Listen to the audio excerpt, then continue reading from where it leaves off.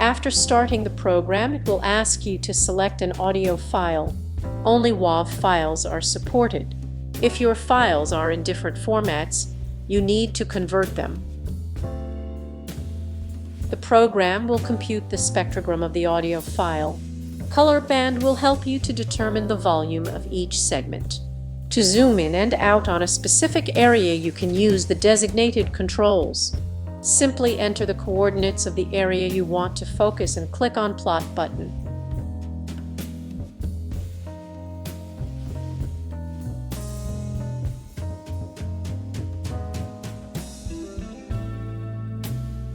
To get a precise point, move your mouse over the desired area and copy the values as shown.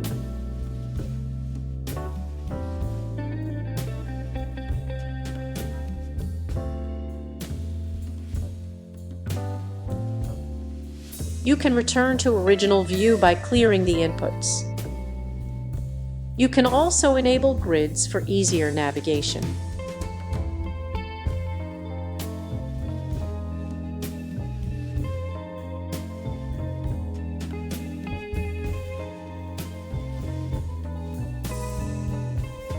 You can increase the precision by increasing the number of FFT bins in the window but decreasing the hop length, but doing so will consume more resources and slows down the program. Remember, these values must be power of 2. After entering the values, click Render button to recalculate the spectrogram. This action can be used to clear the effects of any filter. You can always enter the Morse code by yourself. Focus on an area and type what you see in the text area, then click Decode.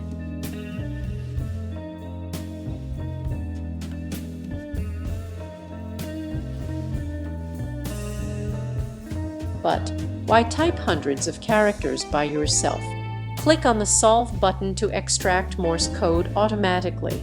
The program will put the extracted code in a text area, which you can change it if it is necessary. After the extraction, the program will display its foundlings on the status bar. In some audio files, the automatic mode fails and results in throwing exceptions or producing gibberish text. For example, in this audio file, a constant sine wave will cause an error. To solve such issues, you need to use filters.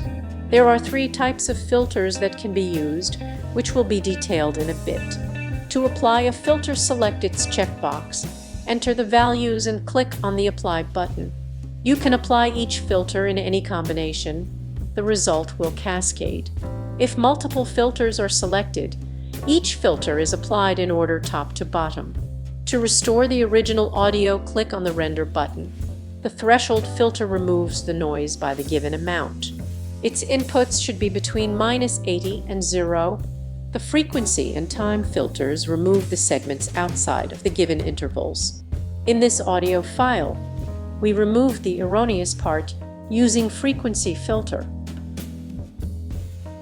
Now let's look at a more difficult example.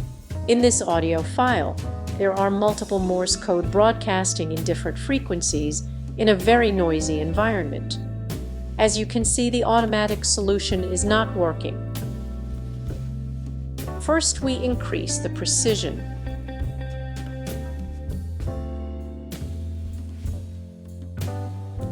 Then focus on the higher frequency broadcast.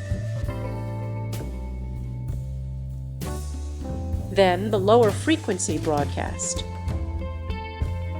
But there is a problem. As you look closely, the WPM is changing between these 2 words. So we apply a time filter to divide the audio.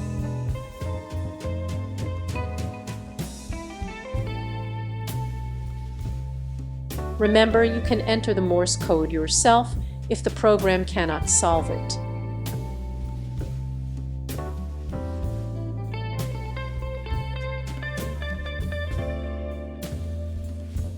This concludes the tutorial of Morse Analyzer. The program and its source code is available on GitHub. As a reminder, this program does not have a proper error handling and input validation. Therefore, erroneous inputs will terminate the application.